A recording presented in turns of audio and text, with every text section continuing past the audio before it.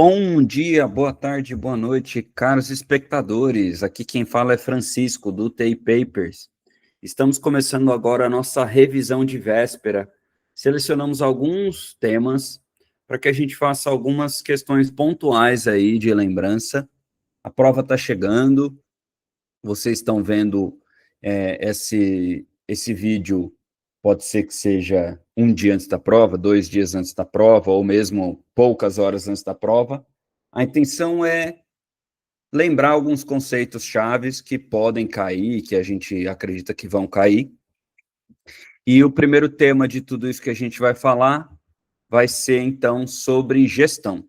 É uma aula que no nosso curso foi ministrada pelo Lucas, uma aula bastante completa, e que aqui eu peguei uns highlights para que a gente possa focar nos conceitos essenciais, tá? Antes de mais nada, lembrar que o principal que cai nas provas do TEME quanto à gestão são as ferramentas, mas eventualmente tem algumas outras coisas que podem aparecer, por isso que a gente vai tentar revisar tudo. Bom, falando sobre, então, gestão estratégica, né? O intensivista, ele acaba sendo um líder e gestor e facilitador de uma equipe multidisciplinar que trabalha na UTI. Por isso é importante pensar em comunicação sempre clara, decisão compartilhada, fazer uma organização de fluxo, definição de metas, avaliar esses resultados e esses dados que você tem ao longo do tempo, sempre lembrar da cultura de segurança e humanização, fazer uso de checklists e protocolos, gerir crises e implementar mudanças, fazer uma gestão de custos a partir de tudo que acontece na UTI, desenvolvimento e treinamento de uma equipe e feedback contínuo para engajamento, tá? Um líder, gestor e facilitador tem todas essas características que podem ser atribuídas na figura de um intensivista, seja ele diarista, seja ele coordenador, seja ele só um plantonista. Eventualmente, essas funções vão aparecendo conforme a situação demandar, tá? Primeiro, falando sobre segurança de paciente. Então, a gente precisa ter protocolos e indicadores para que a gente possa padronizar a maioria das condutas, ou pelo menos ter como organizar aí o pensamento para minimamente ter uma organização da UTI. Então, ter questões de controle de infecção, como bundles, vigilância, medicamento e monitoramento, prevenção de erros de medicação, né, como dupla checagem, protocolo de administração, sistemas eletrônicos, checklist para evitar falhas e omissões, monitorar indicadores e eventos adversos, que a gente vai falar um pouco mais para frente. E aí, quando a gente pensa em indicadores, a gente divide entre alguns setores: estrutura, processos, resultados, relevâncias, viabilidades, interpretações e reprodutibilidade, tá? E aí essa palavra internacional, o benchmarking, que é a forma de comparação entre plataformas aí nacionais e internacionais. Exemplos são o Epimed, o ANSIS, o KNARC, e que permitem aí a comparação entre unidades conforme uma série de indicadores padronizados. É uma boa prática também que a gente faça um benchmarking interno, ou seja, compare a nossa UTI com a nossa própria UTI em determinados meses, épocas, anos, ou mesmo com outras unidades de um mesmo hospital, coisas assim, para que a gente possa padronizar essa comparação aí, não no sentido de identificar qual que é melhor, qual que é pior, mas sim na capacidade de identificar melhorias nos processos e melhorias nos índices, tá? A cultura de segurança, então, é um conjunto de valores, atitudes e competências e padrões de comportamento que vão mostrar aí o compromisso com uma gestão de segurança, e ela pensa em um ambiente não punitivo, em que você tem notificação de erros e incidentes para fazer uma análise e evitar essa recorrência, tá? E aí a gente pensa que quando a gente tem um evento adverso, algo que acontece, é uma falha do sistema, não uma falha individual. Principalmente a gente nunca vai assumir que é algum tipo de maldade, de culpa de um indivíduo, por mais que ele tenha uma participação nesse processo, é um sistema que falhou e não necessariamente um indivíduo que é culpado sobre isso, tá? Os protocolos de diretrizes, eles permitem a redução de variações clínicas, melhoram desfechos e principalmente estratificam custos e segurança do paciente. Eles têm várias fases de implementação, muitos desafios, mas é necessário que cada unidade tenha seus protocolos básicos, como sepse, ventilação, sedação, delírio, nutrição, infecções, E aí ele vai ser adaptado conforme a realidade, e o fato de você conseguir cumprir esses protocolos é uma forma de medir a efetividade junto com mortalidade, tempo de internação e complicações. Por isso é importante que seja feita uma documentação e auditoria desses dados.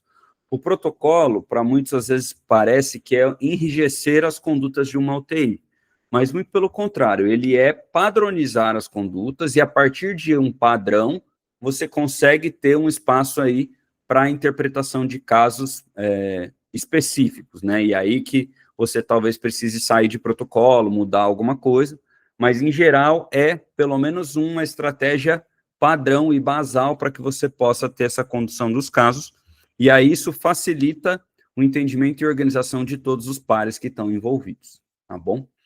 Quando a gente vai pensar em otimização de recursos e processos, é necessário que a gente saiba o perfil de pacientes, o papel da UTI no hospital, entender aí quais são as fortalezas e as fraquezas dessa UTI para aproveitar as oportunidades e definir metas específicas, mensuráveis, atingíveis, relevantes e com um padrão de tempo adequado.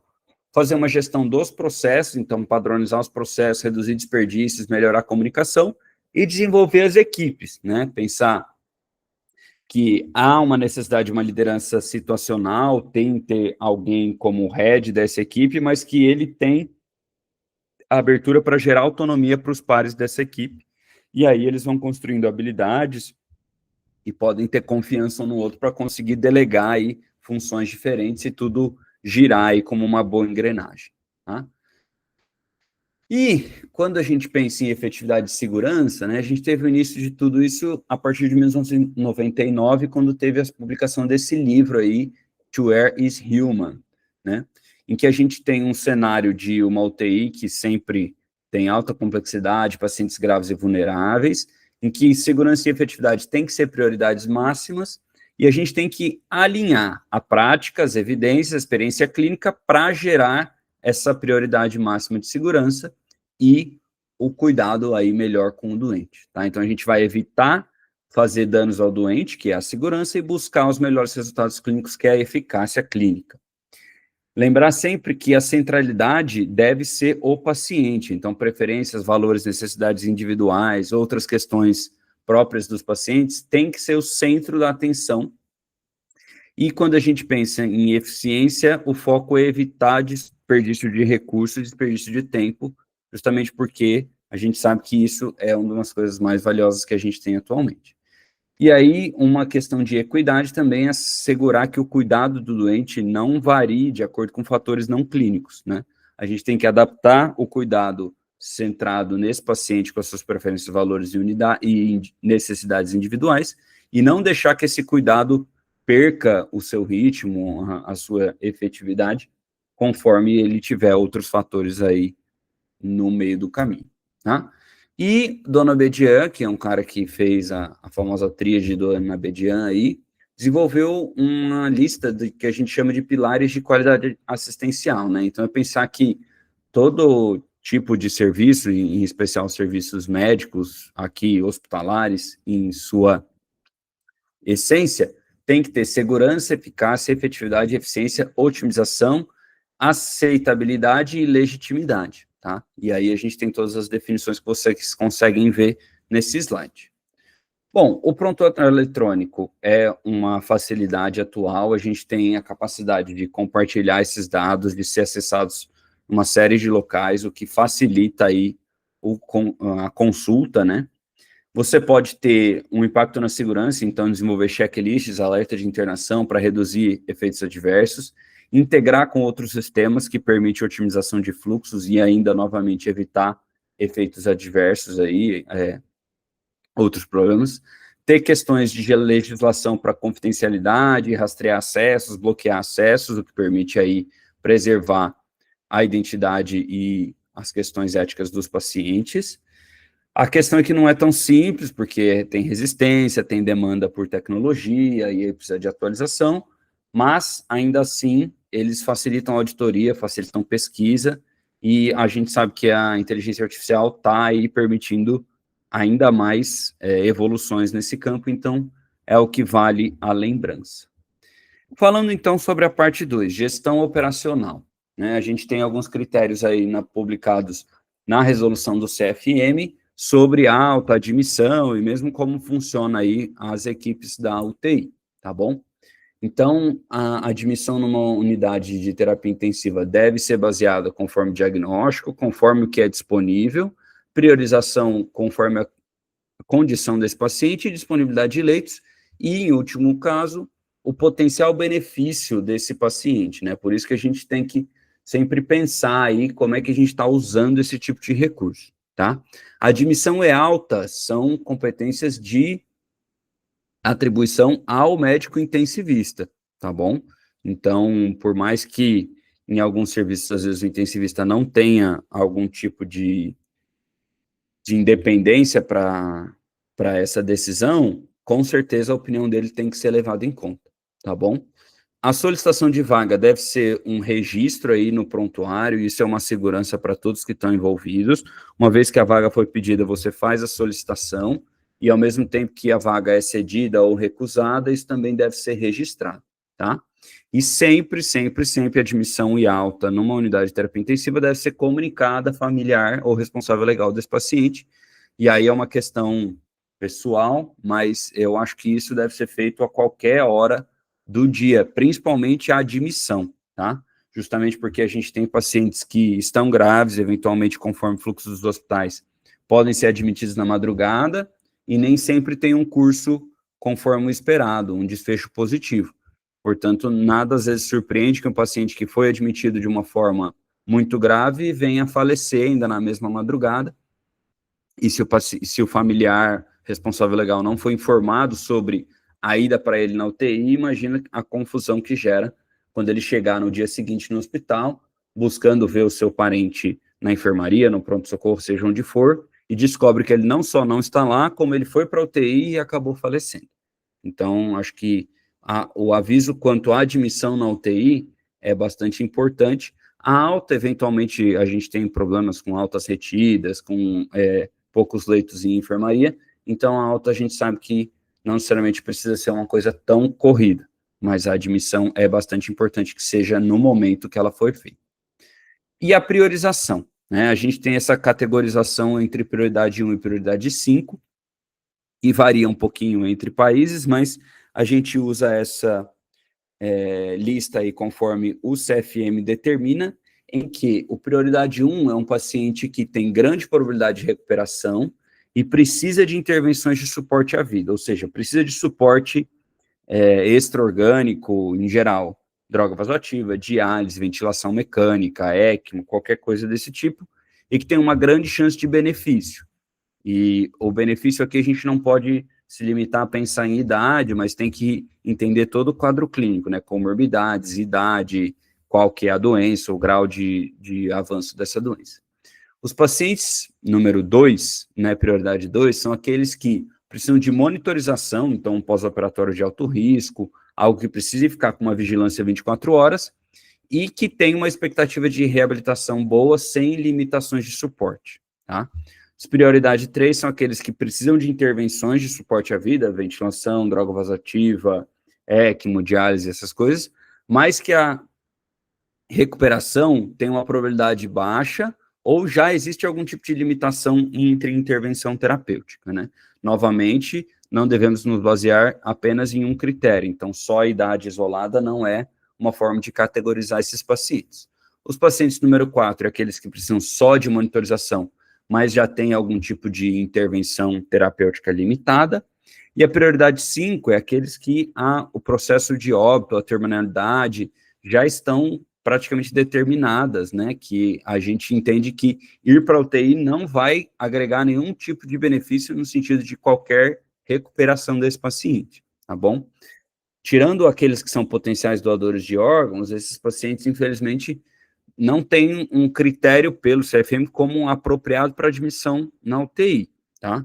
É justo que sempre seja discutido, porque tem alguns nuances quanto à comunicação, quanto à alocação conforme for a disponibilidade de leitos no hospital, ou mesmo a disponibilidade de leitos num pronto-socorro, numa enfermaria.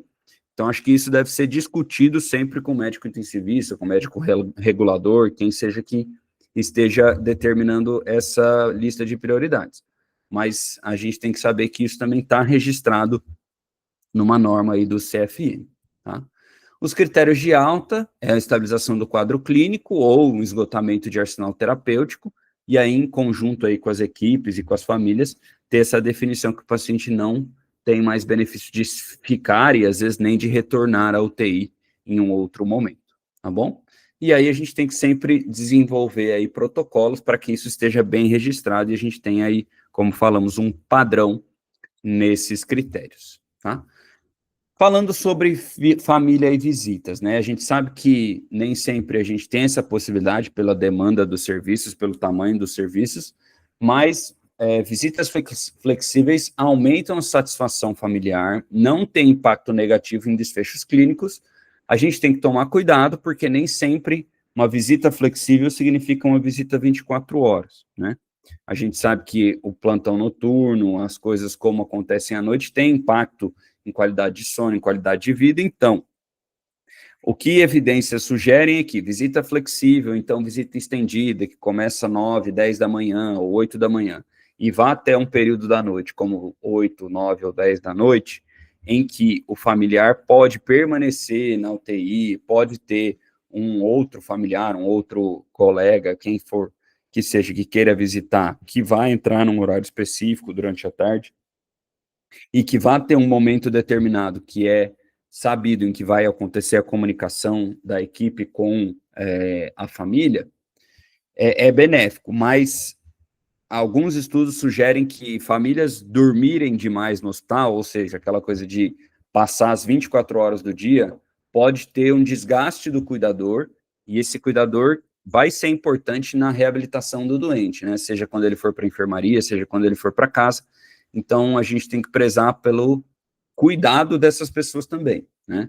Então, a flexibilidade permite redução de sintomas de ansiedade, depressão entre os familiares, mas a gente não pode esgotar esses cuidadores, fazendo com que ele vá dormir no ambiente de UTI, que tem barulho, que tem som, que tem intercorrência, e que nem sempre isso vai ser tão saudável assim, quanto ele ter uma noite restauradora de sono em casa e que vá às 8 da manhã novamente visitar o seu familiar, tá?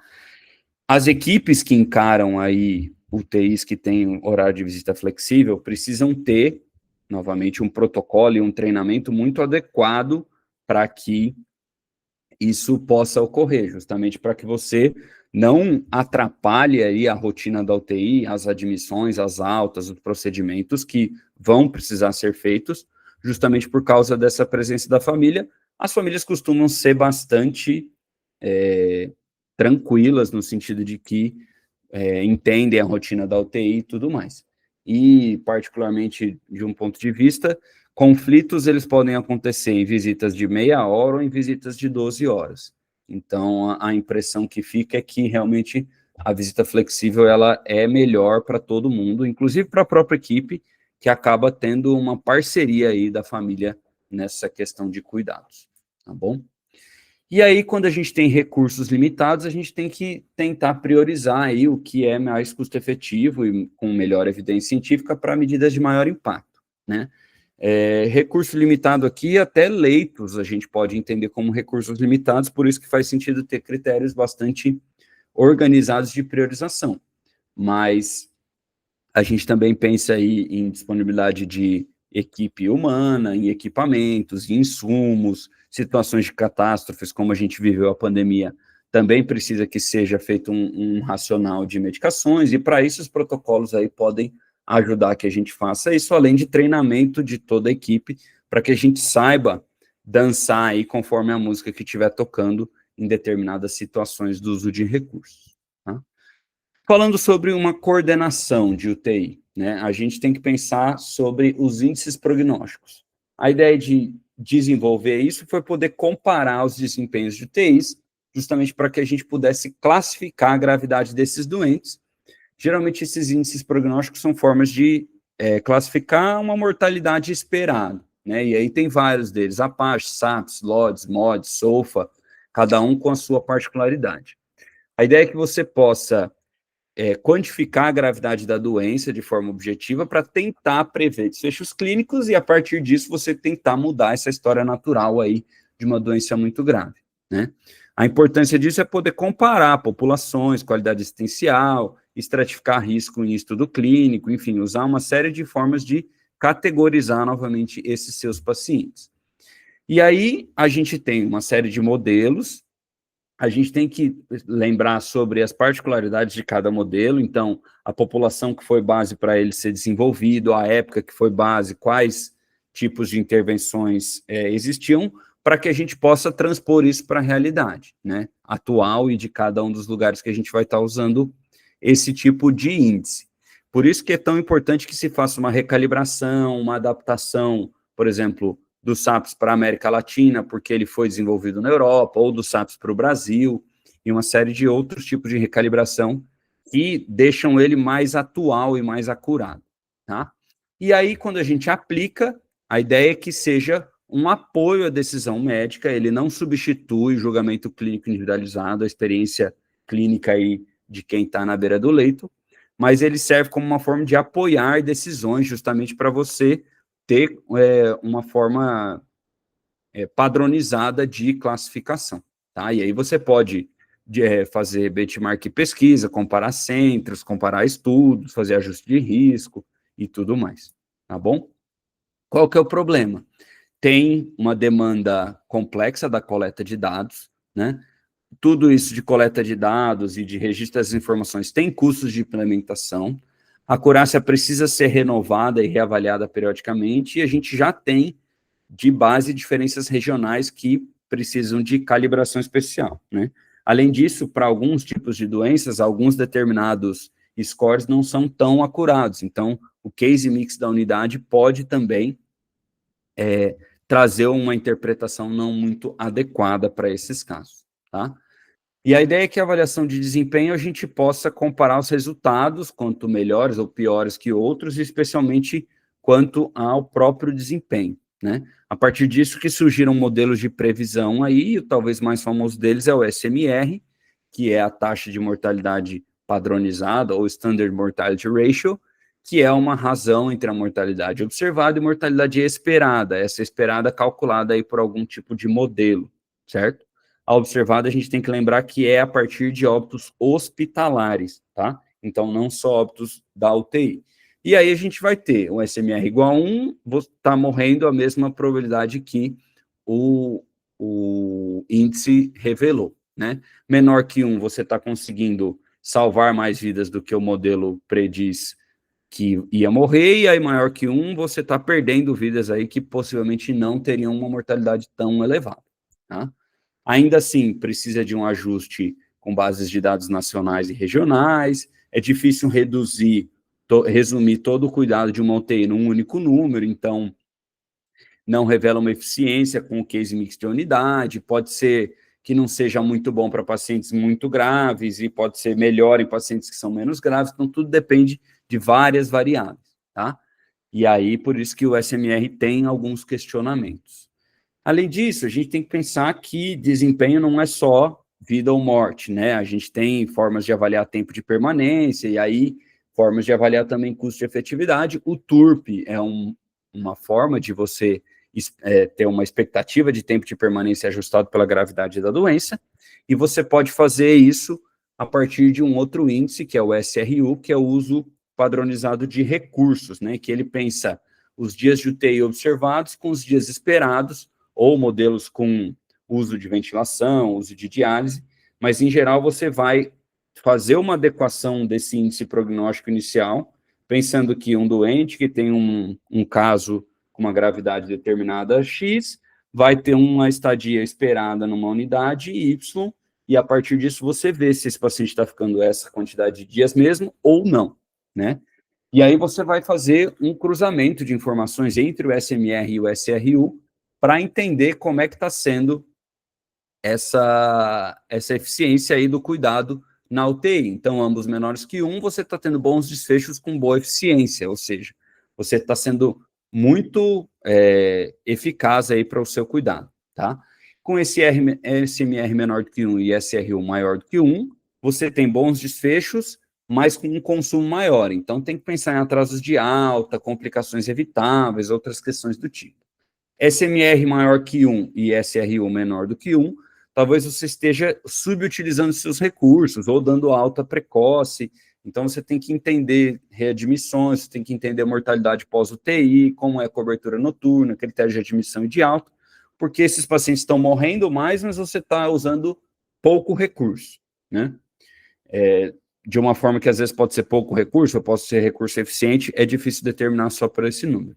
E aí, no caso de ambos estarem maior do que 1, é um problema grave. Você está tendo uma mortalidade elevada e gastando muito recurso, né? Então, você precisa reestruturar a sua UTI para que isso não venha a piorar. Quando a gente fala em evento adverso, a classificação da OMS determina entre quase erro ou near miss algo que tinha o potencial de causar dano, mas não causou, seja por um evento de sorte ou porque foi interceptado a tempo, tá? Então, o medicamento quase foi administrado de forma incorreta, mas foi percebido antes, é um dos maiores exemplos. Um incidente sem dano, que atinge o paciente, mas não tem dano. Recebe o medicamento em dose errada, mas não tem efeito adverso.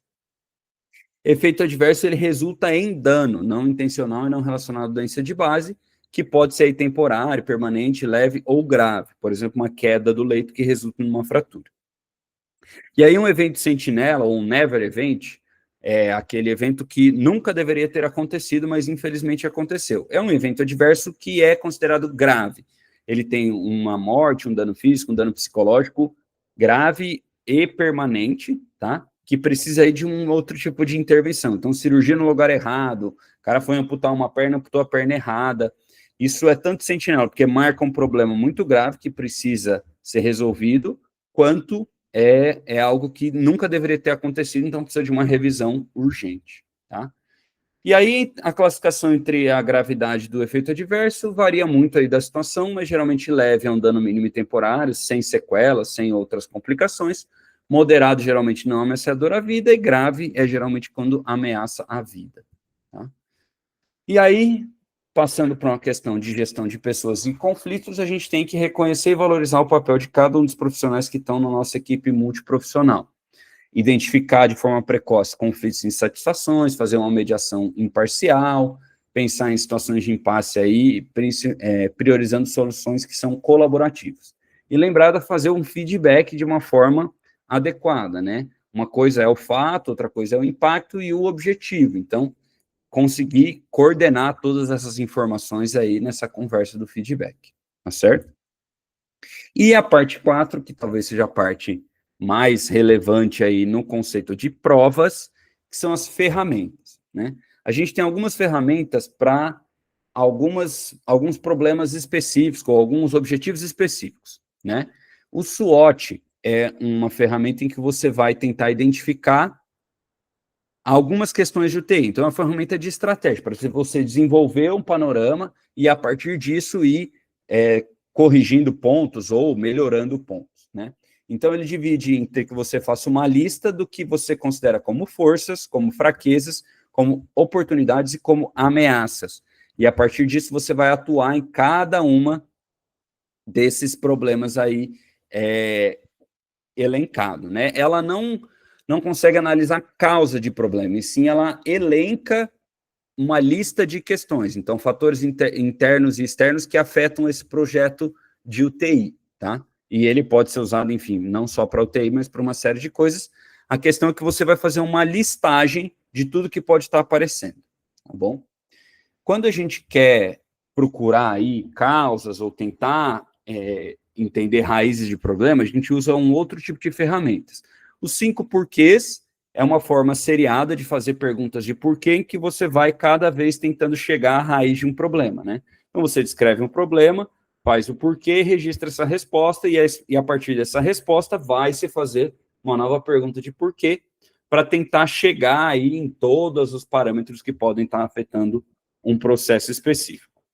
O mais famoso deles, para a gente pensar em achar uma causa raiz, né, e causas potenciais, é pensar no diagrama de Chicao, que também é chamado de espinha de peixe ou causa e efeito.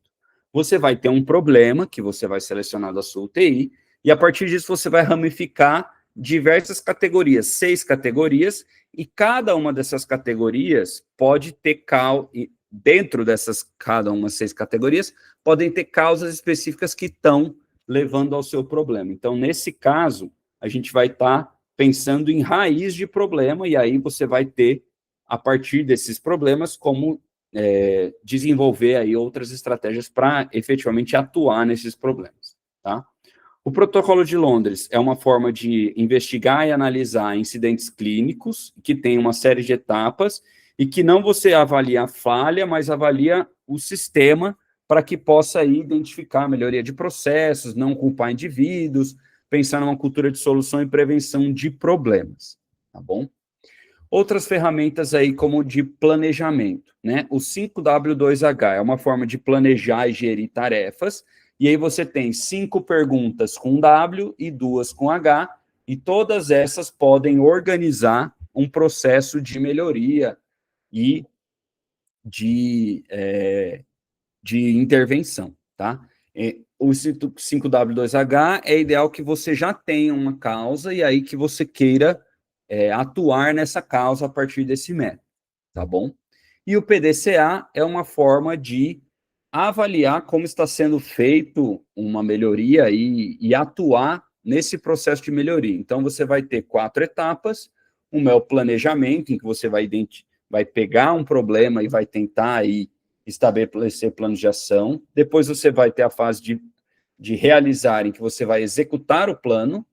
Checar ou avaliar é reavaliar como está sendo o efeito aí desse plano, e aí uma ação é de, se a checagem identificou que está tudo correto, você vai continuar aí, implementar em outros setores, ou ainda assim, se precisar ter algo que precisa ser refeito, você vai voltar aqui e fazer um novo ciclo para tentar identificar, tentar atuar de novas formas, né? Ele não é ideal para fazer identificação de problemas ou de causas. Ele é ideal para você gerir como um plano de ação está sendo efetuado, certo?